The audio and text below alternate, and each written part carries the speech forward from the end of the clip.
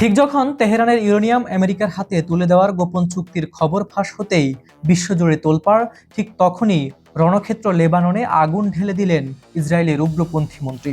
ট্রাম্পের যুদ্ধবিরতির চুক্তিকে লাথি মেরে বৈরুত দখল আর লেবাননকে অন্ধকারে ডুবিয়ে দেওয়ার চরম হুমকি। এদিকে নিষেধাজ্ঞা আর অবরোধের তোয়াক্কা না করে ইরানের বুক চিরে হরমুজ প্রণালী কাঁপিয়ে ধেয়ে যাচ্ছে একের পর এক পরমাণু ও জ্বালানি পরিবাহী দানবীয় জাহাজ। কার ইশারায় চলছে অবিশ্বাস্য চাল? বিশ্ব কি তবে এক মহাযুদ্ধের দ্বারপ্রান্তে, নাকি পর্দার আড়ালে লেখা হচ্ছে অন্য কোনো ভয়ঙ্কর চিত্রনাট্য? জানতে হলে ভিডিওটি শেষ পর্যন্ত দেখুন। আজকের পর্বে থাকছে আন্তর্জাতিক রাজনীতির সবচেয়ে রগরগে ও বিস্ফোরক বিশ্লেষণ। ইরানের উচ্চ সমৃদ্ধ ইউরেনিয়াম স্থানান্তর করার একটি প্রস্তাবে নীতিগতভাবে সম্মতি জানিয়েছে তেহরান। গত 24 মে মার্কিন প্রশাসনের একজন ঊর্ধ্বতন কর্মকর্তা সাংবাদিকদের এই তথ্য নিশ্চিত করেছেন। চলমান এই আলোচনা নিয়ে হোয়াইট হাউসের কর্মকর্তারা বেশ ইতিবাচক মনোভাব প্রকাশ করলেও চূড়ান্ত চুক্তি সম্পন্ন হতে আরও কয়েকদিন সময় লাগতে পারে বলে জানানো হয়েছে। এই সম্ভাব্য চুক্তির আওতায় ইরান যেমন তাদের উচ্চ সমৃদ্ধ ইউরেনিয়াম হস্তান্তর করতে পারে, তেমনি বিনিময়ে মার্কিন যুক্তরাষ্ট্র তাদের ওপর থেকে বন্দর অবরোধ তুলে নিতে পারে। এর ফলে দীর্ঘ অচল অবস্থার পর কৌশলগতভাবে গুরুত্বপূর্ণ হরমুজ প্রণালী আবার উন্মুক্ত করে দেওয়া হবে। মার্কিন গণমাধ্যম সিবিএস জানিয়েছে, পারমাণবিক সমৃদ্ধকরণ কমানোর বিনিময়ে ইরানকে বেশ কিছু নিষেধাজ্ঞা থেকে রেহাই দেওয়ার ব্যাপারেও আলোচনা চলছে। আলোচনার এই অগ্রগতি সত্ত্বেও চুক্তিটি এখন পুরোপুরি নিশ্চিত নয় বলে জানিয়েছে ইরানের ইসলামিক রেভলিউশন গার্ড কর্পস। সংশ্লিষ্ট সংবাদ সংস্থা তাসনিম নিউজ এজেন্সি। তেহরানের দাবি, যুক্তরাষ্ট্র এখনও ইরানের ফ্রিজ বা অবরুদ্ধ করে রাখা সম্পদ ছাড় দেওয়ার বিষয়টি সহ চুক্তির বেশ কিছু গুরুত্বপূর্ণ ধারা আটকে রেখেছে। তাসনিম নিউজ এক বিবৃতিতে জানায় যে জনগণের অধিকার আদায়ে ইরান তার রেড লাইন বা চূড়ান্ত সীমার প্রশ্নে কোনো আপোষ করবে না। এর আগে রয়টার্সের এক প্রতিবেদনে ইরান পারমাণবিক বিষয়ে কোনো পদক্ষেপ বা ইউরেনিয়াম হস্তান্তরের বিষয়টি অস্বীকার করলেও বিকেলের দিকে হোয়াইট হাউস জানায় যে দলিলের মূল নীতিগুলোর ওপর উভয় পক্ষের একটি ব্যাপক প্রতিশ্রুতি তৈরি হয়েছে। এদিকে ইসলামাবাদ ঘোষণা নামে অভিহিত এই সমঝোতা স্মারকে প্রাথমিকভাবে 60 দিনের একটি যুদ্ধবিরতি বাড়ানোর কথা বলা হয়েছে, যা পরবর্তীতে আলোচনার মাধ্যমে আরও দীর্ঘায়িত হতে পারে। অবশ্য চুক্তি চূড়ান্ত করার ক্ষেত্রে তাড়াহুড়ো করতে রাজি নন মার্কিন প্রেসিডেন্ট ডোনাল্ড ট্রাম্প। নিজের সোশ্যাল মিডিয়া প্ল্যাটফর্ম ট্রুথ সোশ্যালে দেওয়া এক বার্তায় ট্রাম্প বলেন, আলোচনা অত্যন্ত সুশৃঙ্খল ও গঠনমূলকভাবে এগিয়ে চলছে। আমি আবার প্রতিনিধিদের বলেছি যে চুক্তি করার জন্য কোনো তাড়াহুড়া না করতে, কারণ সময় এখন আমাদের পক্ষে।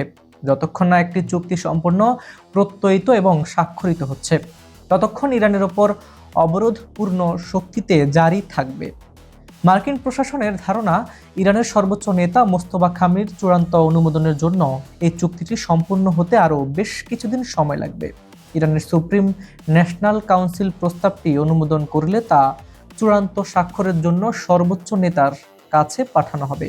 হরমুজ প্রণালী পেরিয়ে চীন ও পাকিস্তানের পথে মধ্যপ্রাচ্যের 3টি জ্বালানিবাহী ট্যাঙ্কার পারস্য উপসাগরের কৌশলগত জলপথ হরমুজ প্রণালী অতিক্রম করেছে তরলীকৃত প্রাকৃতিক গ্যাস এবং খনিজ তেল পরিবাহী 3টি বিশাল ট্যাঙ্কার।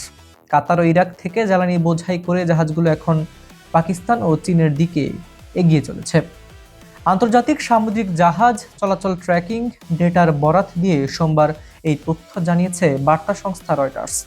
শিপিং তথ্য অনুযায়ী বাহামার পতাকাবাহী এলএনজি ট্যাঙ্কার ফুরাইত সোমবার হরমুজ প্রণালী অতিক্রম করেছে। জাহাজটি গত 28 মার্চ কাতারের রাস লাফান বন্দর থেকে এলএনজি লোড করেছিল, যা আগামীকাল মঙ্গলবার পাকিস্তানে খালাস করার কথা রয়েছে। একই বন্দর থেকে এলএনজি বোঝাই করা কাতার এনার্জির অন্য একটি ট্যাঙ্কার আল রায়ান ও হরমুজ প্রণালী পেরিয়ে গেছে।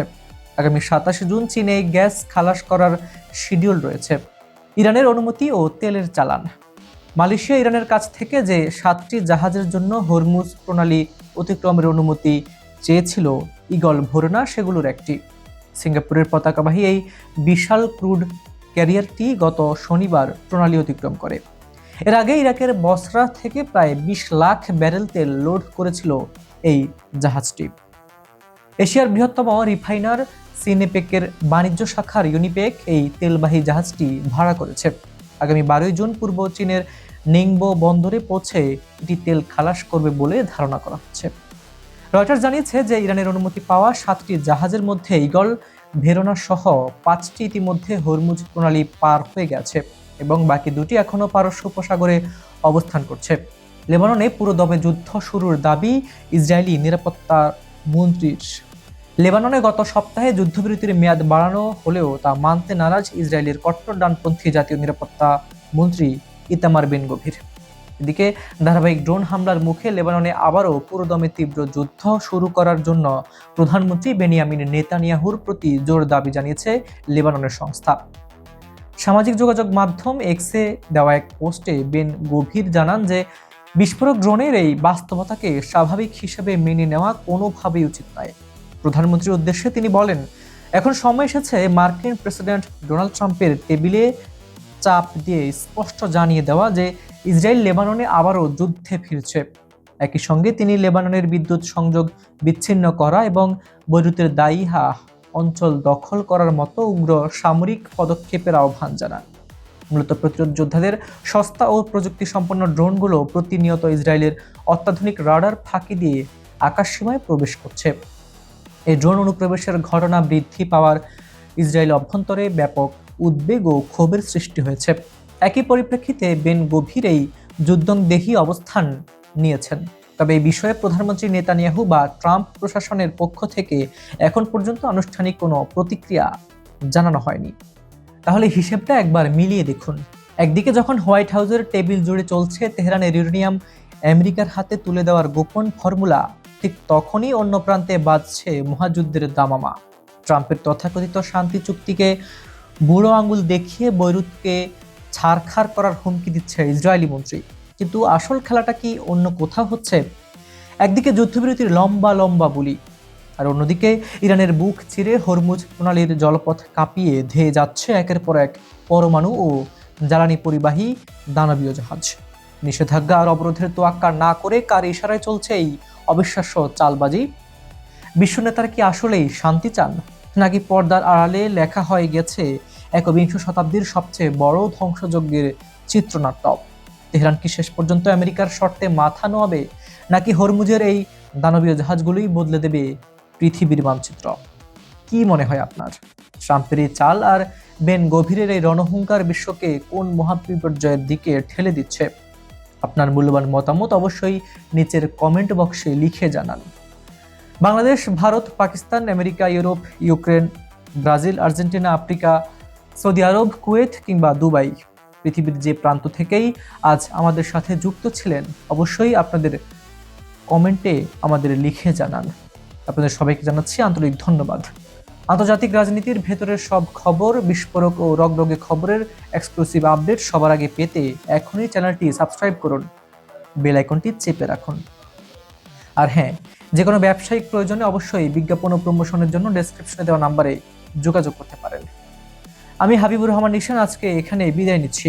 খুব শীঘ্রই দেখা হচ্ছে আন্তর্জাতিক রাজনীতির মাঠ কাঁপানো নতুন কোনো ইস্যু নিয়ে। সে পর্যন্ত সবাই ভালো থাকুন, নিরাপদে থাকুন। আল্লাহ হাফেজ।